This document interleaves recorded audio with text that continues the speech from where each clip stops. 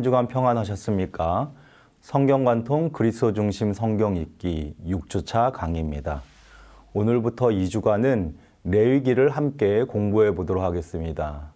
레위기는 참 어려운 책입니다. 사실 내용도 복잡하지만 우리가 생각하는 레위기에 대한 이미지, 우리의 어떤 선입관은 레위기는 어렵다라는 인식이 굉장히 강하게 있습니다. 그래서 보통 성경을 읽겠다 다짐하고 창세기부터 시작한 성경 읽기가 레위기에서 위기를 맞고 포기하게 되는 경우를 종종 보게 됩니다. 그래서 우리가 두 번에 걸쳐 레위기를 나눌 때에는요, 그 레위기 안에 있는 복잡한 내용들 하나하나를 세세하게 다루기보다는 이 레위기 전체에 대한 이해를 통하여서 레위기가 어떤 배경 속에서 이해되어야 할 것이며 레위기가 향하는 그 내용의 목표, 이 레위기를 통하여서 하나님께서 말씀하시고자 하는 그 내용의 목표가 무엇인가를 전체적인 관점에서 함께 공부해 보면서 이것을 구속사와 연결시키는 방법으로서 함께 이해해 보는 과정으로서 2주간을 레위기를 공부해 보도록 하겠습니다. 자, 그럼 제가 기도하고 시작하도록 하겠습니다. 거룩하시고 자비로우신 하나님 아버지, 우리가 또 오늘부터 2주간은 레위기를 공부하려고 합니다. 하나님의 거룩한 말씀 앞에 우리가 섰을 때 우리의 부정함, 우리의 죄악됨이 어떻게 하나님 앞에 온전히 씻김받았는지 또 사죄받고 사면되었는지를 깊이 나눌 수 있는 시간 되게 하여 주시옵소서. 늘 부족하지만 우리 가운데 은혜로 충만하게 역사하시는 하나님을 통하여서 당신의 말씀을 깊이 깨닫게 하여 주시고 말씀을 통하여서 우리가 하나님을 더욱더 알아갈 수 있는 은혜에 더하여 주시옵소서. 감사드리며 예수님 이름으로 기도합니다. 아멘. 자, 레위기는 어떻게 읽을 것인가? 자, 우리가 레위기를 공부하기에 앞서서 반드시 먼저 해야 할 선 작업으로 레위기에 대한 이미지 트레이닝을 해야 합니다. 왜냐하면 레위기는 어렵다라는 이런 고정관념이 우리 가운데 있기 때문이죠. 레위기는 어렵다 이런 고정된 생각을 내려놓고 레위기에 대한 새로운 인식을 다시 재정립하는 시간을 가져보도록 하겠습니다. 자, 레위기는 어떤 책인가? 첫째, 레위기는 출애굽기의 후속이다. 이렇게 이해해야 합니다. 레위기는 출애굽기의 후속이다. 레위기는 그 안에 있는 모든 내용, 그러니까 하나님께서 모세와 이스라엘에게 주신 말씀으로서 그 시간과 장소만 놓고 본다면 이스라엘이 시내산에 머물 때에 하나님께서 모세와 이스라엘 백성에게 주신 말씀이 이 레위기에 들어 있습니다. 따라서 레위기는 사실상 출애굽기와 굉장히 밀접하게 관련되어 있다. 그래서 출애굽기 후속이다 이렇게 이해할 필요가 있습니다. 출애굽기를 다루면서 출애굽기 전반부에서는 출애굽 과정을 우리가 이야기했고 후반부에서는 두 가지 큰 사건을 이야기하지 않았습니까? 하나는 시내산 언약, 그러니까 율법의 수요를 우리가 이야기했고 다른 하나는 하나님께서 성막을 제정하도록 명하신 이 내용을 우리가 함께 공부했습니다. 율법을 주신 것과 성막을 짓게 하신 것은 별개의 사건이 아니죠. 서로 연결이 되어 있죠. 율법은 거룩하신 하나님의 성품을 드러낸다. 하나님의 백성은 율법을 통해 하나님을 배우고 알아가며 하나님의 뜻을 실현하는 삶을 추구해야 한다. 이런 내용으로 율법이 주어졌다고 말씀을 드렸습니다. 그러면 성막은 어떤 의미였습니까? 이 거룩하신 하나님이 백성 가운데 거하겠다는, 백성 가운데 함께 하겠다는 것이었죠. 하나님은 온 우주에 충만하신 분이십니다. 따라서 어떤 한 지점의 한 장소에 머물거나 거처할 필요가 없으시죠. 다시 말하면 하나님께서 당신의 백성 가운데 함께 하시겠다는 것은 복을 주시는 것이고 은혜를 주시는 겁니다. 문제는 뭡니까? 하나님께서 당신의 백성을 가까이 함에 죄가 걸림돌이 된다는 거죠. 거룩 앞에서 죄는 반드시 도말되어야 합니다. 따라서 이 문제를 해결하기 위한 방법을 이제 레위기에서 다루고 있는 것이죠. 자, 율법을 통해서 하나님을 알아갑니다. 하나님을 배워갑니다. 하나님이 얼마나 거룩하신 분인지, 그리고 그 백성은 그 거룩을 닮아가야 함을 율법을 통해서 배우죠. 그리고 성막이 주어졌습니다. 성막은 거룩하신 하나님이 당신의 백성 가운데 함께 하시겠다는 은혜이자 축복입니다. 문제는 뭡니까? 죄가 문제인 것이죠. 그래서 이 죄의 문제를 해결해야지만이 하나님께서 당신의 백성을 가까이 하실 수 있고 백성이 하나님께 나아갈 수 있는 겁니다. 자, 이 하나님께 나아감, 하나님이 백성 가운데 거하실 수 있는 이 문제를 해결하기 위한 그 제시된 답이 레위기에 있는 겁니다. 자, 그래서 레위기는 출애굽기의 후속이다 이렇게 이해할 수 있는 겁니다. 자, 레위기는 어떤 책인가? 두 번째, 레위기는 앞으로 예수 그리스도께서 이루실 희생 제사와 짝을 이루는 제도를 제시한다. 레위기에서 나타나는 제사법, 제도들은 딱 한마디로 요약이 됩니다. 죄인이 어떻게 죄가 없으신 거룩하신 하나님 앞으로 나아갈 수 있는가? 이것이 굉장히 레위기에서 자르는 전체 주제입니다. 죄인이 어떻게 거룩하신 하나님 앞으로 나아갈 수 있는가? 즉 부정에서 정결로 나아가는 방법을 제시하고 있다 이렇게 이해할 수 있습니다. 이 두 가지의 중심을 잘 기억을 하셔야 합니다. 자, 이 내용으로 출애굽기와 레위기가 서로 연결되는 지점이 바로 출애굽기 마지막 장인 40장입니다. 여러분 출애굽기 마지막 장인 40장을 보면은 이제 성막이 하나님께서 모세에게 명하셔서 만들라 명하신 그 성막이 완성되는 장면이 나오죠. 그리고 그 성막이 완성되자 그 성막에 하나님의 영광이 임재하는 장면을 이야기하고 있습니다. 출애굽기 40장 33절과 35절입니다. 그는 또 성막과 제단 주위뜰에 포장을 치고 뜰문에 휘장을 다니라. 모세가 이같이 역사를 마치니 구름이 회막에 덮이고 여호와의 영광이 성막에 충만하매 모세가 회막에 들어갈 수 없으니 여호와의 영광이 성막에 충만하매 모세가 회막에 들어갈 수 없으니 이는 구름이 회막 위에 덮이고 여호와의 영광이 성막에 충만함이었으며 하나님의 영광, 그러니까 거룩하신 하나님이 임재하자 모세조차도 하나님의 그 거룩한 영광이 임재한 성막으로 나아가지 못하는 모습을 보여주면서 출애굽기가 끝이 나고 있습니다. 그래서 이제 레위기는 이 출애굽기에서 해결되지 못한 문제, 어떻게 인간이, 죄인이 하나님 앞에 나아갈 수 있는가에 대한 이 문제에 대한 답을 제시하고 있는 겁니다. 그 방법으로서 제사와 제도를 이야기하고 있는 것이죠. 제사 제도를 통하여 그리고 제사장의 중보 사역을 통하여 제사를 드리는 사람의 거룩한 삶을 통하여 세 가지입니다. 제사 제도를 통하여 제사장의 중보 사역을 통하여 그리고 제사를 드리는 사람의 거룩한 삶을 통하여 하나님 앞에 나아가는 방식을 제시하는 것이 레위기라는 겁니다.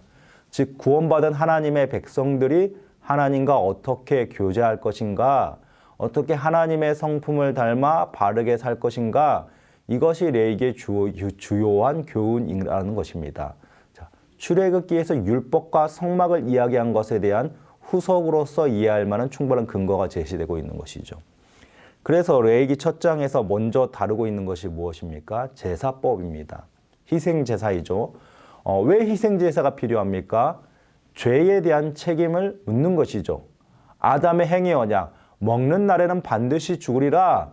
불순종하면, 다시 말하면 죄를 지면 죽는 겁니다. 생명은 하나님께서 주시는 것이죠. 하나님께서 모든 피조 세계를 지으신 근원이시고 시작이시기 때문에 피조된 것들은 하나님으로부터 생명을 부여받게 되어 있습니다. 따라서 하나님을 떠나면 생명을 잃게 되는 거죠. 죽게 되는 겁니다. 죄란 그런 것이죠.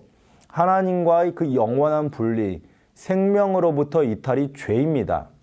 아담 이후에 모든 사람들이 죄를 가지고 태어나 죄를 짓기 때문에 하나님과 가까이 할 수 없습니다. 하나님과 멀리 떨어져 있습니다. 생명의 근원이신 하나님과 멀어질수록 죽음과 가까워지는 겁니다. 그래서 죄를 가지고 있는 인간은 생명이 없는 죽음의 상태에 있는 겁니다. 그런 인간을 하나님이 부르셔서 내가 너의 하나님이 되겠다, 너는 나의 백성이 되겠다 선언하신 것이 언약이죠. 그리고 이 언약이 제대로 실행되려면 반드시 죄의 문제가 해결이 되어야 합니다. 하나님의 백성이 하나님을 닮아야 하는데 율법을 주셨는데 율법은 죄를 부각시키죠. 율법대로 행하지 못하는 죄악된 모습을 계속 드러나게 합니다. 따라서 죄의 문제가 해결되기 위해서는 죄를 없애기 위한 죽음이 필요합니다. 죄의 값을 지불하는 것이죠.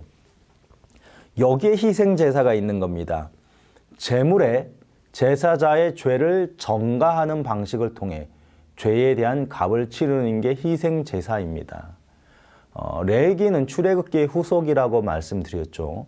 하나님께서 당신의 백성과 함께 하시기 위해 오셨는데 하나님은 거룩하시고 이스라엘은 죄가 있는 상태입니다. 자, 그럼 어떻게 될까요?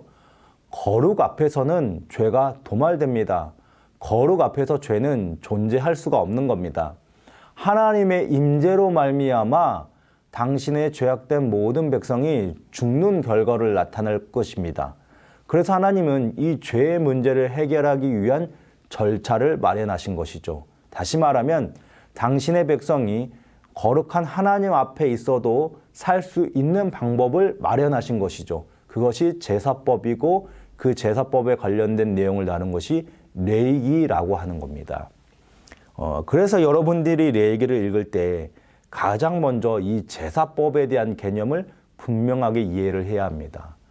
아니 대체 왜 이런 제사를 드려야 하는지, 왜 이렇게 제사법이 복잡한지 하는 그 모든 내용이 지향하는 목표가 무엇인지를 정확하게 붙잡지 않으면 레위기는 어려워지는 겁니다.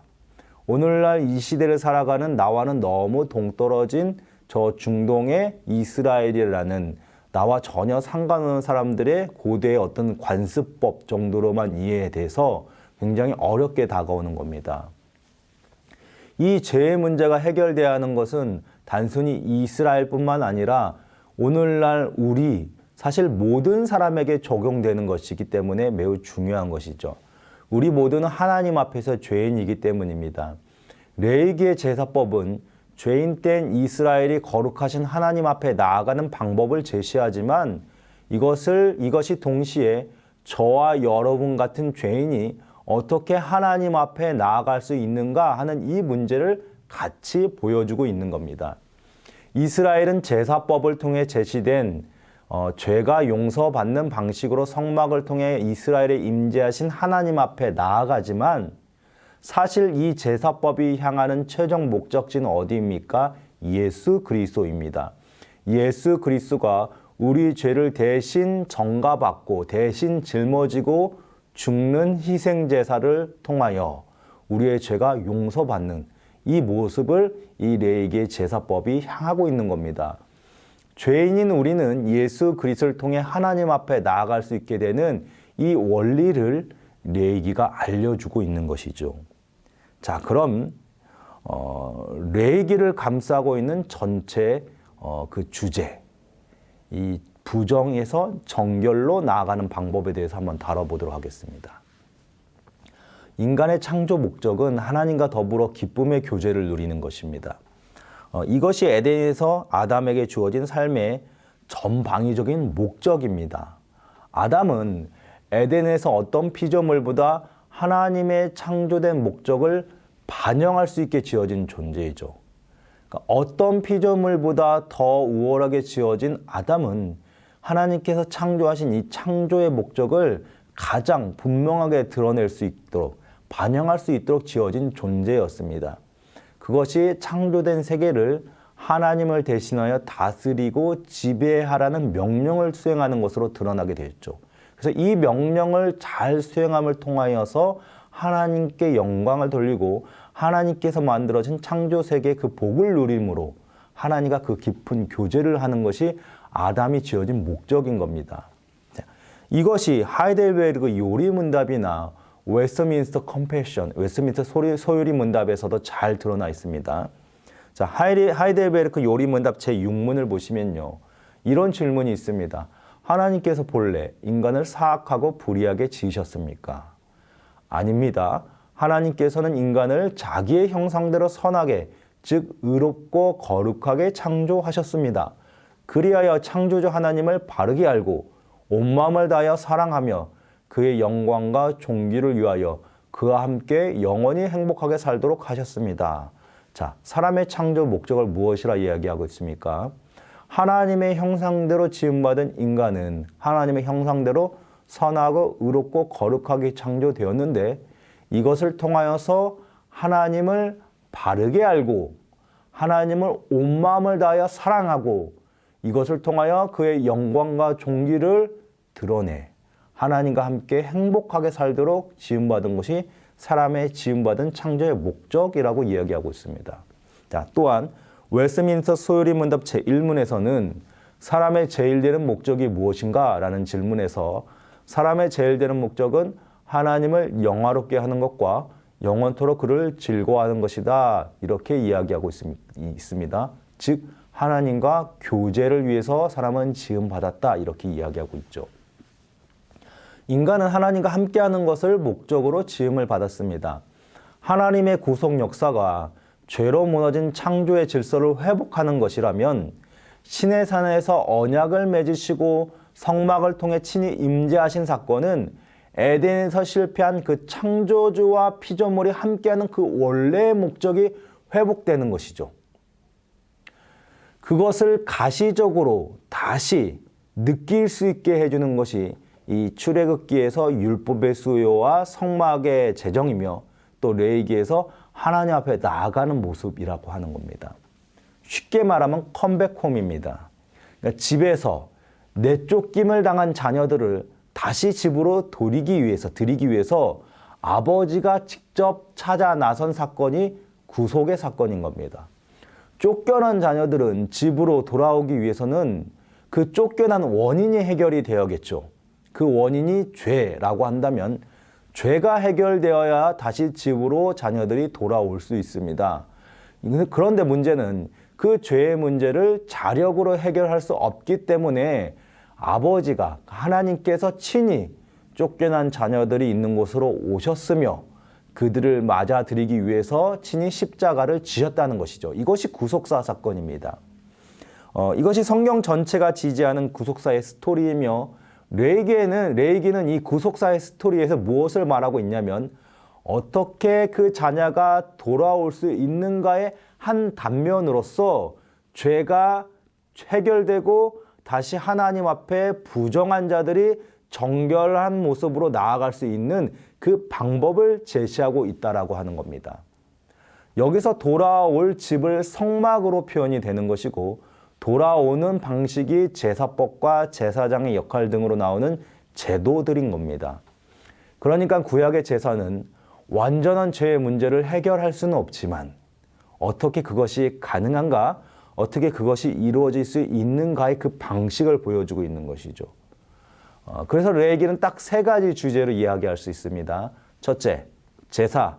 둘째, 정결. 셋째, 거룩함입니다. 1장부터 27장까지 나오는 이 매우 복잡해 보이는 여러 내용들이 이 세 가지 안에 다 들어가 있습니다. 이 가운데 가장 핵심이 되는 내용은 레위기 16장에 나오는 대속제일입니다. 레위기의 구조를 도식화하면요. 1장부터 15장까지를 전반부로 볼 수 있고 17장부터 27장을 후반부로 볼 수 있습니다. 그리고 그 한가운데 16장이 있는데 16장은 대속제일에 대한 내용을 다루고 있죠. 그래서 레위기는 결국 모든 내용이 속죄를 통하여서 죄를 속하고 하나님께 나아가는 방향을 제시하고 있다라고 요약할 수 있는 겁니다. 레위기 1장부터 제사법을 통하여서 희생제사라는 이 제2법을 통해 제가 반드시 속죄되어야 함을 가르쳐 주고 있으며 그래서 16장에서 중심이 되는 16장에서 이스라엘의 모든 자들을 대표해서 대제사장이 1년에 한 번 하나님의 임재의 장소인 거룩하신 지성소에 들어가서 이 죄가 하나님 앞에 사면받았다라는 것을 선포하여 그리고 나서 이제 17장부터는 이 속죄를 통하여서 이제 인간이 어떻게 살아야 하는가 일상의 모든 영역이 하나님의 거룩한 성품을 닮아가야 한다라는 것을 이제 17장 이후부터는 거룩함이란 주제로 다루고 있는 겁니다. 그래서 1장부터 16장까지는 15장까지는 희생제사, 제사법, 제사장에 대해서 이야기하고 있는 것이고 그 중심에 이 모든 죄에 대한 사면을 선포하는 대속제일이 있고 그리고 나서 17장부터 마지막 장까지는 이 거룩한 그러니까 죄에 대한 사면을 받은 백성들이 앞으로 어떻게 살아가야 할 것인가라는 이 거룩이라는 주제로 이스라엘 사람들의 그 일상에서 지켜야 할 여러 규칙들을 이야기하고 있는 것입니다. 자, 오늘날 성도들의 삶과도 정확하게 맞아떨어지는 모습이죠. 그리스도의 속죄 제사를 통해 우리는 제사법이 말하는 속죄의 원리를 따라 죄를 속하게 되었습니다.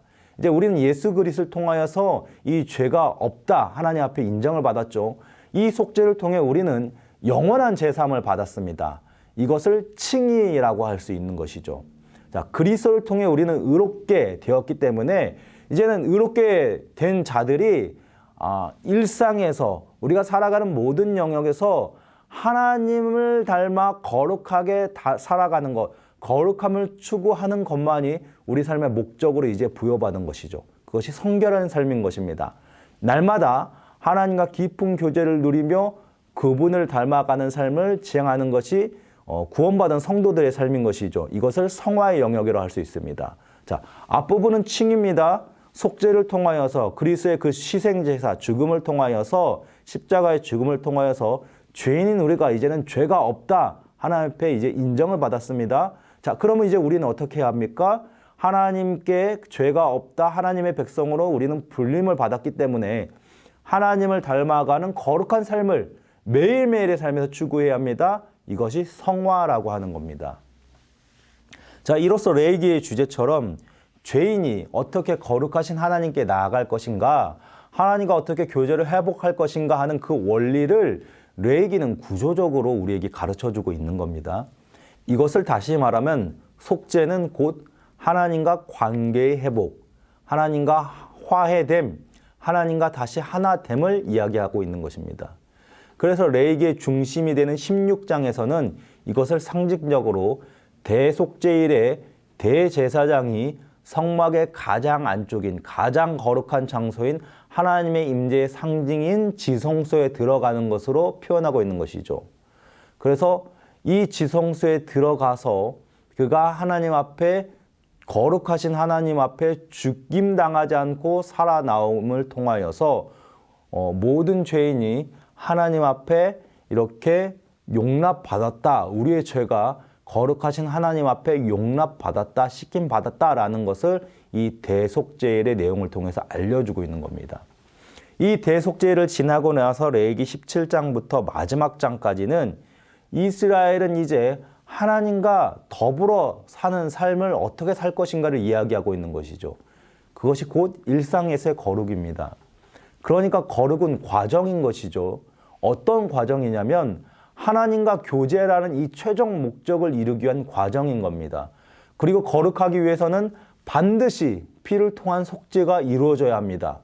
이처럼 레위기는 구조적으로 이 피 흘림이라는 속죄를 먼저 제시하고 이 속죄를 통한 샬롬, 하나님이 너희를 용서하셨다, 용납하셨다라는 그 대속죄의 선포가 이루어지고 나서 어디로 향하냐면 일상을 통해서 일상에서 거룩이라는 하나님과의 그 교제를 향한 하나님을 닮아가는 그 삶을 제시하는 순으로서 그 내용이 진행되고 있는 겁니다. 여러분들이 레위기를 쉽게 이해할 수 있는 방법은 이런 이 레위기의 구조를 이해하고 읽는 것입니다. 그래서 단순히 레위기의 내용이 어떤 복잡한 제도와 제사 제도의 그 나열이 아니라 이 16장을 중심으로 앞에는 속죄, 뒤에는 거룩한 삶이라는 매우 체계적인 구조로 이 레위기가 서 있다는 것을 이해한다면 레위기가 제시하는 바 그 내용을 훨씬 쉽게 이해할 수 있는 겁니다. 자, 이런 구조는 이스라엘 백성이 약속의 땅인 가나안 땅을 향해 가는 여정에서도 그대로 드러납니다.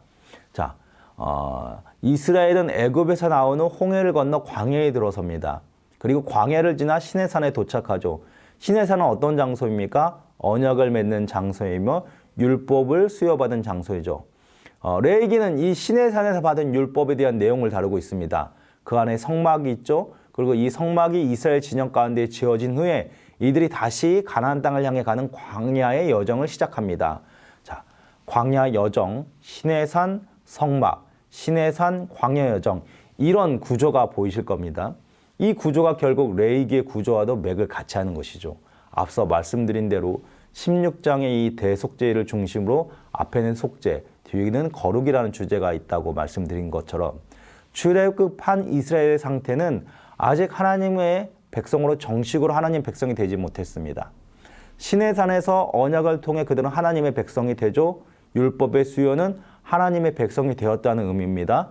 그리고 나서 성막이 주어진 것이죠. 그리고 다시 광야를 향한 여정이 시작이 됩니다. 속죄, 대속죄일, 거룩이라는 이 레위기 구조. 그래서 광야 여행, 시내산, 언약, 성막, 시내산, 광야 여행. 이 구조가 이 레위기의 구조와 같이 일치되고 있는, 짝을 이루고 있는 것을 볼 수 있습니다. 출애굽기에서는 성막의 중심에 있는 것처럼 레위기에서는 대속죄일이 중심에 있는 것이죠. 그럼 무엇을 얘기하고 있는 겁니까? 하나님의 백성됨의 가장 중요한 지점은 죄를 씻음받는 것이다. 죄를 용서받는 것이다. 이야기하고 있는 것이죠. 속죄가 없으면, 즉 죄가 속하여졌다는 선포가 이루어지지 않으면 하나님께 나아갈 수 없습니다. 마찬가지로 시내산에서의 율법 수요와 성막을 통한 하나님의 임재가 없으면, 하나님의 백성됨이 없으면 이스라엘의 백성이 약속의 땅인 가나안 땅으로 나아갈 수 없는 겁니다. 아무리 이들이 출애굽을 하여서 애굽을 나와서 홍해를 건너 생존하였다 하더라도 시내산에서의 율법 수요를 통해 하나님의 백성으로 인정을 받고 성막을 통해 하나님이 그들과 함께함이 없다면 이들은 약속의 땅인 가나안 땅을 향해 나아갈 수 없는 것이죠. 출애굽기에서는 율법과 성막을 중심으로, 레위기에서는 속죄와 거룩이라는 중심으로, 것을 중심으로 이렇게 짝을 이루면서 우리에게 설명하고 있는 것입니다. 율법과 성막, 속죄와 거룩은 모두 어디를 향하고 있는 겁니까? 하나님과의 만남, 하나님과의 교제를 향하고 있는 것이죠. 즉 에덴에서 창조된 인간의 지음의 그 목적을 향하고 있는 겁니다. 하나님께 나아가며 하나님을 즐거워하며 하나님을 가까이 하며 거하는 삶을 이야기하고 있는 겁니다. 그래서 성막을 회막이라고도 이야기합니다. 성막은 하나님께서 임재하시는 하나님의 집이다라는 뜻이고, 회막은 하나님과의 그 만남의 장소, 교제를 위한 장소라는 뜻입니다. 자, 레위기 전반적인 제사법, 레위기 16장을 중심으로 앞선 1장부터 15장까지는 이 전반부는 모두 이 성막과 관련되어 있습니다. 이 성막을 통하여서 죄가 속하여지는 그 과정을 이야기하고 있습니다. 성막으로서의 기능이 먼저 있어야지만이, 즉 죄가 먼저 속해져야지만이 회막으로서의 기능, 즉 하나님과 만날 수 있는 기능이 회복되는 것이죠.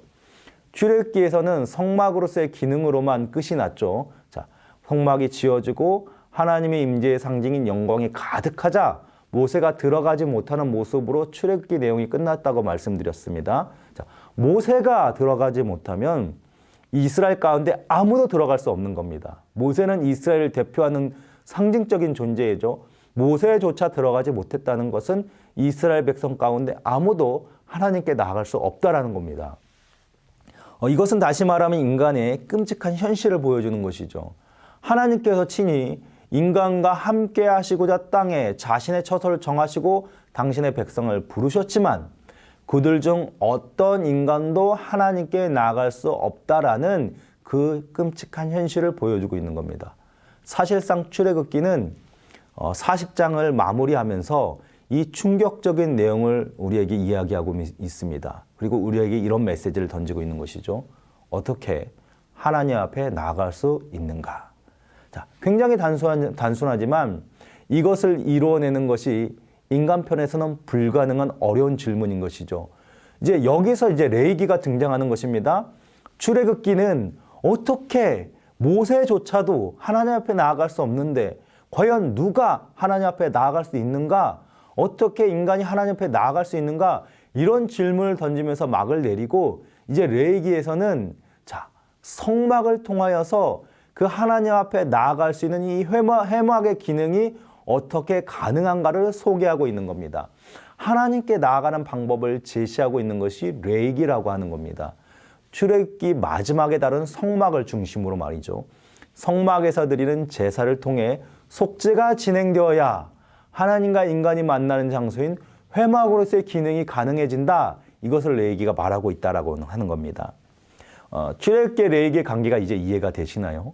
우리가 계속 언약이 중요하다 말씀드렸죠.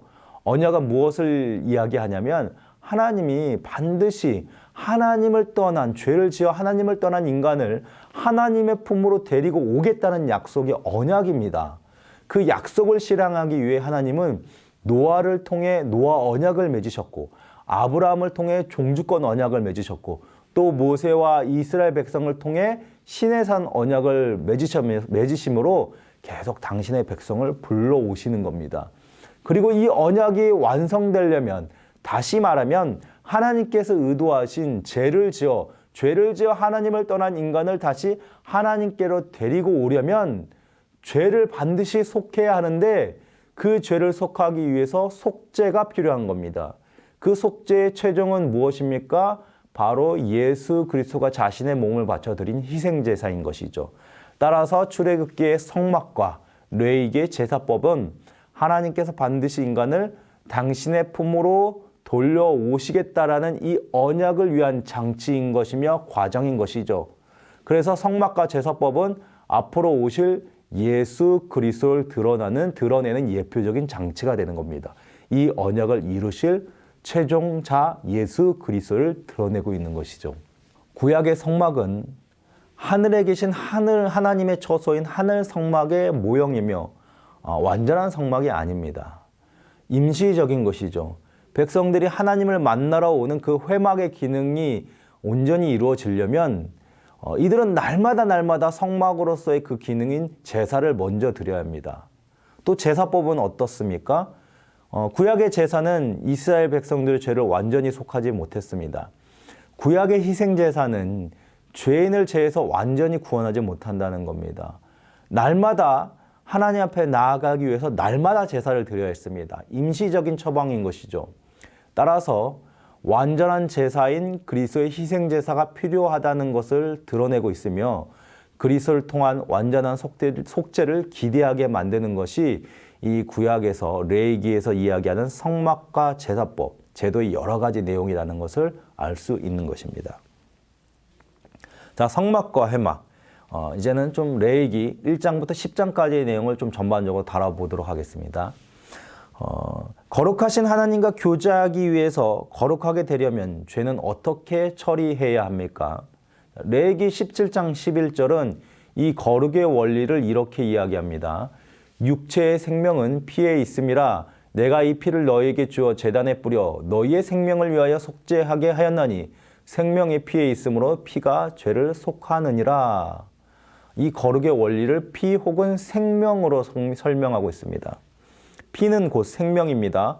레위기가 그 시작을 제사법으로 시작하는 것도 이 피에 관련한 내용을 통해서 속죄가 이루어지는 원리를 알려주고 있는 겁니다. 속죄의 방법으로 제시된 것이 제사이죠. 레위기는 총 5가지의 제사법을 제시하고 있습니다. 속죄제, 속건제, 화목제, 번제, 소제를 이야기하고 있죠. 이 5가지 제사를 다시 3가지로 분류를 할 수 있습니다. 정화제사, 올림제사, 화목제사 이렇게 나눌 수 있습니다. 정화제사는 피를 다룸으로써 죄의 씻음이 초점이 맞춰 있는 제사이고, 올림제사는 제물로 드려진 짐승의 고기와 짐승 전체를 제단불에 살라서 향을 올려드리는 것에 초점이 맞춰져 있습니다. 화목제사는 제물을 바친 제사자가 제물로 바쳐진 그 고기를 이제 다른 사람과 나누어 먹을 수 있는 유일한 제사로, 하나님께 받아들여진 제사를 통하여서 이제는 교제를 나눌 수 있다라는 의미를 다루고 있는 것이죠.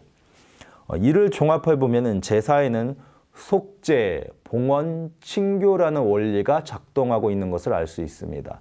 자, 다시요. 제사는 속죄, 봉헌, 칭교라는 원리가 작동되고 있는 것입니다. 이것을 오늘 우리 구속의 원리로 해석을 하면 칭의, 성화, 연합이라는 의미로도 이해할 수 있는 것이죠. 각 제사는 방식에는 차이가 있지만 그 목적은 분명합니다. 하나님께 나아가 예배하는 것입니다. 그런 의미에서 성막은 창조 때 지어진 에덴 동산과도 같은 곳이죠. 우리가 지난 창세기 강의에서 배웠지만 에덴에서 아담에게 주어진 명령에 사용된 용어들이 성소에서 제사장들의 직무에 관련된 용어들이라고 했던 것을 기억하실 겁니다. 정해진 절차에 따라 하나님께 나아가 예배한다는 것은 즉 하나님과의 교제는 하나님께서 정해주신 방식으로만 이루어진다는 것을 의미합니다. 이 원리가 얼마나 중요한가는 이스라엘의 지도자인 모세조차도 성막에 들어가지 못한다는 것을 통해서 알 수가 있는 것이죠. 예수 그리스도의 예표적 인물로 하나님과 백성의 중재자 역할을 하는 모세조차도 하나님께서 정하신 그 제의법에 따라서 성막에 나아갈 수 있는 겁니다. 그러니까 모세는 들어갈 수 없죠. 오직 제사장만 들어갈 수 있는 겁니다. 그러니까 하나님께서 정하신 방법에 따라서, 절차에 따라서 제사장이 들어갈 수 있는 겁니다. 반드시 하나님께서 정하신 그 절차에 따라서만 하나님을 예배하며 하나님을 만날 수 있는 겁니다. 그래서 여기에서 레위기의 주제가 더 드러나는 것이죠. 이스라엘이 여호와 하나님께 나아갈 수 있는 방법이 무엇인가?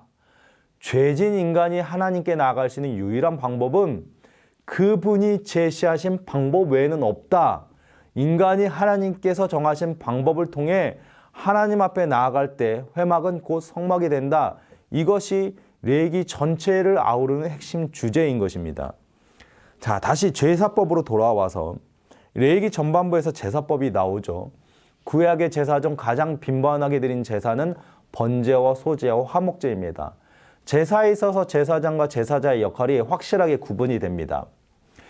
만약 제사자가 내가 소로 하나님께 번제를 드리겠다 하는 경우에는 먼저 흠없는 수컷 소를 선택하는 것부터 시작해서 그 번제물, 그러니까 이 제물의 머리에 제사자가 직접 안수를 하는 것, 그리고 나서 그 소를 직접 잡는 것, 잡아서 가죽을 벗기고 고기를 조각조각 내는 것 등 이 제사에 있어서 가장 어렵고 굳은 일들을 제사자가 직접 담당합니다.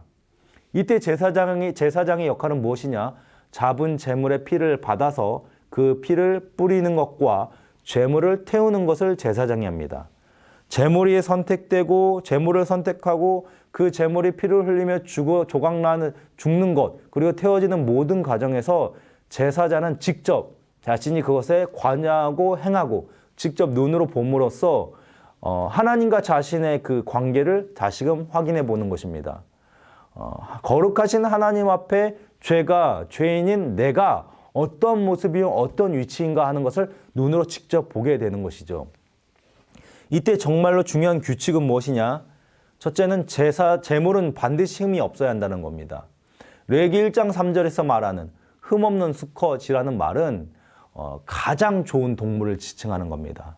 그러니까 무조건 수컷을 제물로 드렸다는 것이 아니라 흠없는 수컷이라는 말은 제물 가운데 가장 좋은 것을 하나님께 드려야 한다는 의미입니다.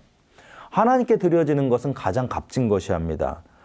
사무엘하 24장 24절에서도 이와 비슷한 맥락의 내용이 나오죠. 다윗이 하나님께서 원하시지 않은 인구 조사를 함으로써 하나님께서 온 이스라엘을 역병으로 치시는 사건이 나오죠. 이때 이제 다윗이 자기 잘못을 회개하며 이제 이 회개를 하나님께 번제를 드리며 행하는 모습이 나옵니다.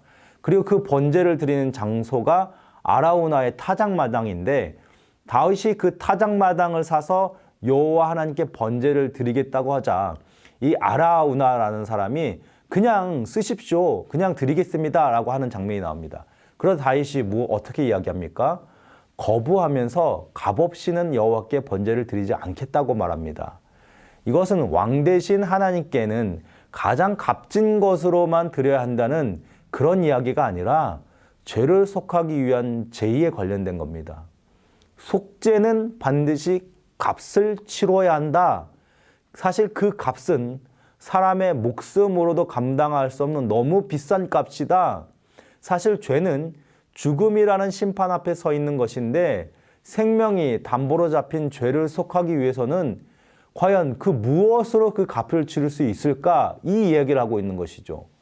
예, 그렇죠. 우리가 잘 알고 있듯이 우리의 생명으로는 그 값을 치를 수가 없습니다. 이미 죄에 담보 잡힌 죄에 물든 우리의 생명으로는 이 하나님의 거룩함 앞에서 우리의 생명은 그 속죄를 위한 죄값이 되지 못합니다. 반드시 가장 값진 생명이 희생되어야 합니다. 하나님의 죽음으로만이 그것이 치러질 수 있는 겁니다.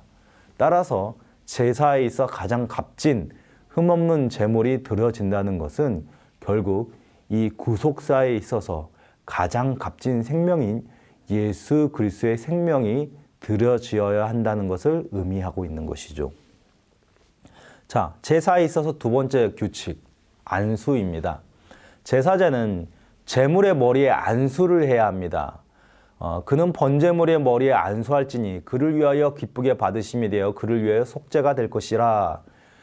안수라는 것은 제사자가 바쳐질 동물과 자신을 동일시하는 과정입니다. 이 안수에 해당하는 히브리어 단어는 단순히 이 동물의 머리에 자신의 손을 얹는 행위가 아니라 아주 힘을 주어 강하게 누르는 행위를 의미합니다. 따라서 안수를 하고 바쳐진 동물은 그 자체로 제사자가 되는 셈이죠. 동물을 잡아 피가 흐르고 가죽이 벗겨지고 조각내지는 과정은 결국 그 자리에 누가 있는 겁니까? 나 자신이 있는 것이죠. 제사자는 죽어가는 그 동물을 바라보면서 하나님의 심판을 간접적으로 경험하는 겁니다. 동시에 그 제물이 불에 타 연기가 되어 하늘로 올라가는 장면을 바라보면서 하나님 앞에 내가 이렇게 다시 받아들여졌구나 라고 하는 그 은혜를 경험하는 것입니다.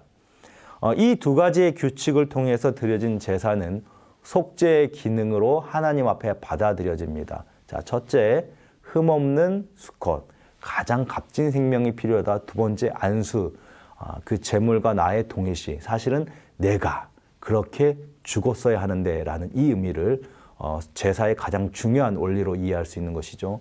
그래서 이 두 가지 원리를 통하여서 이 두 가지 규칙을 통해 드려진 제사는 속죄의 기능으로서 하나님 앞에 받아들여지는 겁니다. 속죄라는 이 말은 히브리어로 키페르라는 말인데 뜻은 몸값을 지불하다입니다. 즉 죄 지은 자가 마땅히 받아야 하는 형벌의 대가를 대신 치렀다는 의미가 되는 것이죠. 그러나 이 지불하다는 말의 이 키페르에는 또 다른 의미가 있는데 그것이 닦아내다, 덮다, 정결케 하다는 뜻을 가지고 있습니다. 그러니까 속죄라는 말은 죽음으로부터 몸값이 지불되어진 속량이라는 의미가 있는 동시에 더러움으로부터 정결케 되었다는 의미도 있는 것이죠. 그러니까 죽음으로부터 속량을 받아야 하면 물론 죽음이라는 그 더러운 것이 우리의 가운데 씻어지는 그 정화의 과정이 필요한 것입니다. 이 두 가지가 있어야 하나님 앞에 나아갈 수 있는 겁니다. 제사에는 이 두 가지 기능이 모두 포함되어 있는 것이죠. 제사를 통한 전반적인 속죄의 기능이 제정되고 그 다음으로 나오는 것이 제사장에 대한 이야기입니다. 제사장에게 있어서 가장 중요한 핵심은 성별입니다. 제물에게 요구되는 흠없는 이라는 조건이 이젠 제사장에게는 어떻게 등장하냐면 완전한 책망할 것이 없는 모습으로 하나님께 성별되어야 한다라고 적용되어집니다. 제물이 흠이 없어야 하듯이 제사장들도 도덕적으로 책망할 것이 없는 삶을 살면서 하나님 앞에 성별되어야 합니다. 이것은 다시 말하면 하나님 앞에 온 마음의 뜻을 다하여 순종하는 삶을 살아라 하는 것을 의미합니다. 이건 결국 속죄를 통해 하나님 앞에 나아가게 되는 그 백성들이 이제는 하나님과 교제를 통해 어떻게 살아가야 하는가라는 그 모습을 제시하고 있는 것이죠. 그리고 이 성별된 제사장들은 성막에서 하나님과 백성을 중재하는 역할을 수행합니다.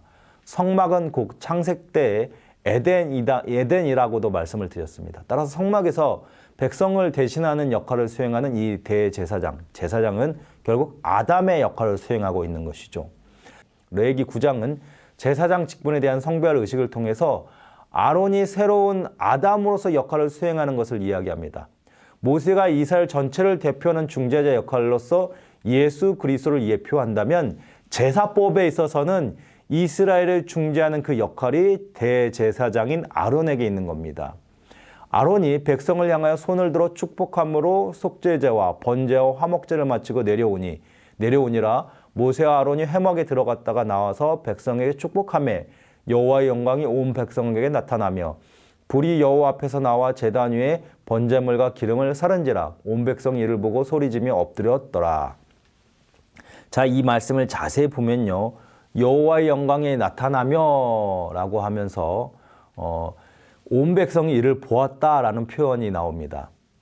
앞서 출애굽기에서는 시내산에서 하나님의 영광이 임재할 때 이스라엘 백성들은 그것을 감당할 수 없어서 영광이라는 것은 하나님의 거룩의 상징, 하나님의 임재의 상징이기 때문에 이 이스라엘 백성들이 이 하나님의 영광, 거룩 앞에 섰을 때에는 죽을 수밖에 없기 때문에 하나님께서 이 백성을 보호하시기 위해서 이 시내 산을 구름으로 둘러싸는 모습이 기록되어 있습니다.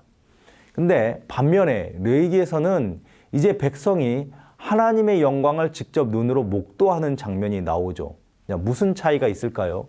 그렇죠. 출애굽기 마지막 장에서 성막에 임재한 하나님의 영광에 모세가 들어가지 못한 것과 동일한 내용입니다. 레위기에서 하나님께서 제시한 방식대로 하나님께 나아갔을 때 그 결과는 무엇이냐? 이제 이 백성이 하나님과 직접 교제할 수 있는 길이 열렸다라고 하는 것이죠. 당신의 백성 가운데 거하시는 그 하나님이 백성의 하나님이 되겠다는 그 언약이 드디어 이루어진 것입니다. 레위기에서 제시된 매일 드려지는 제사를 통해 하나님께서 창조하신 그 에덴에서의 목적, 인간과 함께 하고자 하는 그 목적이 다시 회복되는 장면이 지금 레위기 이 장면에서 나오고 있는 겁니다. 이를 위해 제사장은 매일매일 1년 된 어린 양을 번제물로 바쳐야 합니다. 한 마리는 아침에, 다른 한 마리는 저녁에 바칩니다. 여기서 이 제사장의 기능은 하나님께서 당신의 백성과 함께 하실 수 있다라고 하는 이 언약을 이루기 위한 중재자로서의 역할을 감당하고 있는 것이죠. 레위기의 목표는 하나님과 백성의 교제입니다. 하지만 하나님은 거룩하고 생명의 근원이신 반면에 백성은 부정하고 죽음에 가까운 상태죠. 따라서 이런 하나님과 교제하기 위해서는 철저한 속죄가 필요한 겁니다. 깨끗하게 씻음받은 사람만이 거룩하신 하나님 앞에 나아갈 수 있기 때문입니다. 이것이 부정에서 정결로 나아가는 겁니다. 이것을 위한 방편이 무엇입니까? 피 흘린 제단입니다.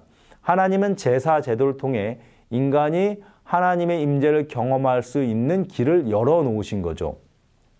자, 정리하면 레위기는 하나님의 백성이 하나님에게 어떻게 나아갈 수 있는가를 가르쳐 준다.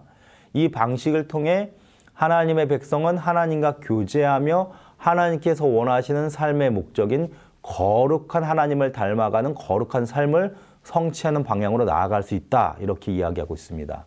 자, 여기에 등장하는 것이 이제 성막인 것입니다. 성막 중심의 삶. 이스라엘 진영이 성막을 중심으로 배치가 되죠.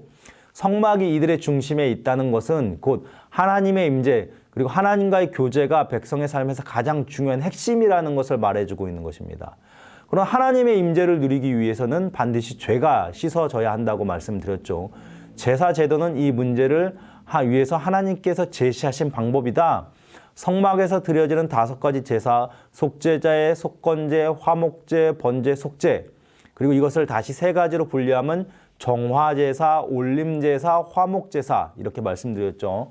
이런 제사 제도는 하나님께서 정하신 방법으로만 하나님께 나아갈 수 있다는 것을 말하고 있다. 이것이 먼저 이루어진 후에 성막은 곧 회막, 하나님과의 교제할 수 있는 장소가 된다. 더하여 제사장 제도를 통해 중보자의 역할이 중요하다 배웠죠. 제사장에게 요구되는 성별, 거룩한 삶은 하나님과 교제하는 자들의 특징이다. 죄물이 흠이 없어야 하듯이 제사장도 자신을 거룩하게 성별해야 한다. 다시 말하면 제사를 통해 속전이 된 백성들에게 요구되는 모범을 중재자인 제사장들을 통해서 미리 보게 하신다. 그래서 결국 레위기에서 제시된 하나님의 임재에서 백성이 살아나는 방법은 그리스도를 통해서 어떻게 성취가 됩니까? 예수 그리스도가 직접 대제사장이 되시면서 죄인인 우리와 하나님 사이의 중재자의 역할을 하시고 동시에 직접 희생 제물이 되심으로 죄의 값을 지불하기 위해서 가장 값진 생명을 드림으로써 하나님의 생명이 들어진 그 제사를 통하여서 단 한 번의 완전한 제사를 드리셨다. 구약의 제사는 매일매일 반복되어야 하는 반면에 그리스도께서 드리신 제사는 하나님의 생명으로 드려진 제사이기 때문에 단 한 번에 드려진 완전한 제사가 되었다. 그리고 자신을 드려 완성된 제사를 이제 부활하심을 통해 하나님의 처소인 하늘 성소로 올라가심을 통해서 직접 하나님께 이 희생제사, 자신의 몸을 드린 이 희생제사를 하늘 성소에 올라가서 하나님께 드렸다. 이로써 레위기에서 제시하는 문제, 어떻게 백성이 하나님께 나아갈 것인가 하는 그 문제의 답을 그리스도께서 완전하게 제시하고 이루셨다라고 하는 것을 이 레위기의 제사법을 통한 하나님 앞에 나아감, 부정에서 정결로 나아감을 이 구속사를 통하여서 우리가 확인해 볼 수 있는 것입니다. 자, 오늘 배운 이 레위기의 배경과 레위기 전반부의 이 내용을 잘 정리하시고 이제 다음 주에는 이 레위기의 중심이 되는 16장의 대속죄에 대한 의미를 좀 다시 공부를 해보고 레위기 후반부를 함께 나누면서 레위기의 모든 내용을 마치도록 하겠습니다. 자, 오늘도 수고하셨습니다.